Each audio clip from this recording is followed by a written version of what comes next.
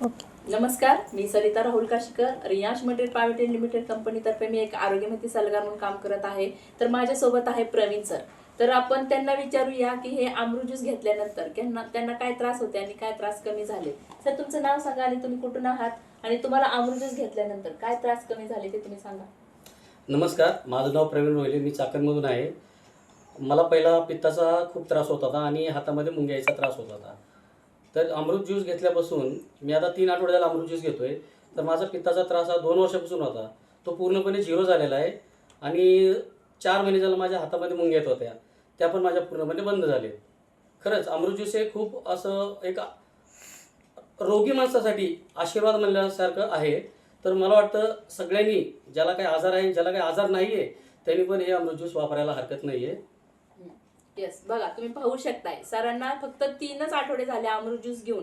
त्यांना हातापायांच्या मुंग्या येत होत्या, 4 महिने झाले ते हातापायांच्या मुंग्या येणं त्यांचं स्टॉप झालेलं आहे. तसंच पित्ताचा त्रास कमी झालेला आहे त्यांचा. तर तुम्ही काय सांगू शकता, सगळ्यांनी जर घेतलंच पाहिजे ना? सगळ्यांनी, ज्याला आजार आहे त्यांनी घ्या आणि ज्याला आजार नाही आहे त्यांनी घ्या. Thank you sir. थँक्यू.